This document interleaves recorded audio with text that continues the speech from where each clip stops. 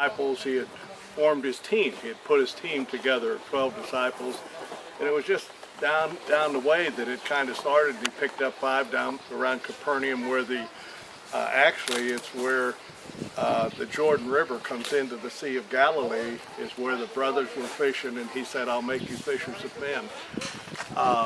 But then he needed a foundation for what are we going to be like? What are we going to look like?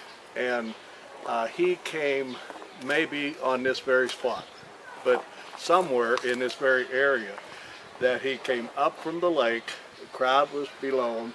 He brought the disciples. The 12 disciples were surrounded him, and he sat them down and he taught them. And he started out with the Beatitudes. Blessed are the poor in spirit, for theirs is the kingdom of God.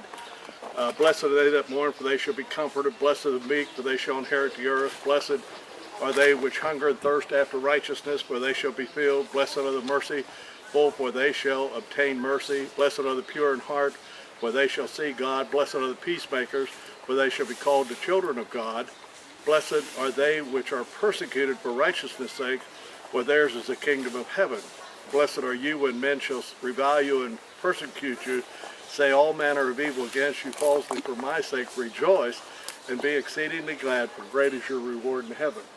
And he started out the sermon with some principles that were different. They were different. And he goes on and talks, goes right into that you are the salt of the earth. And you're the team that is going to take this message.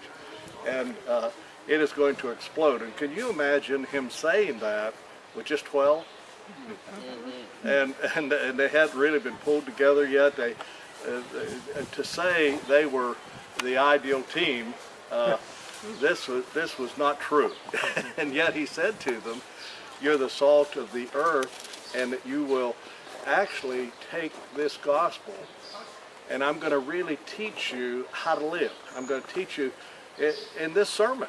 I'm going to teach you, and this sermon is the greatest collection of truths on how to live that's ever been put together.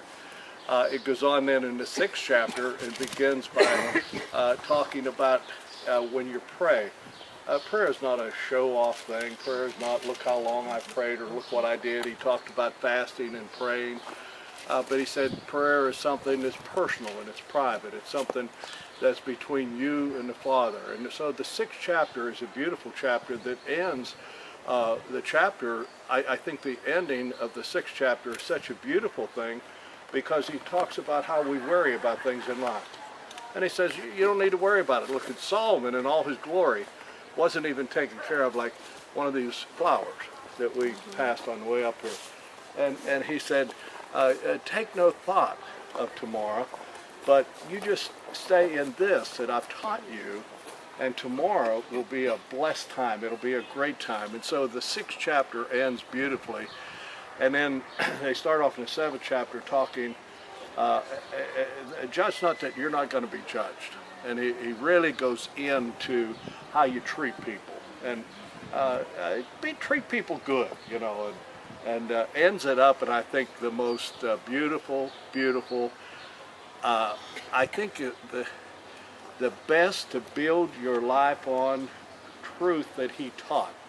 He ended when he said, because now remember he taught the 5th chapter, the 6th chapter, and the 7th chapter, and this is just what part of that they recorded.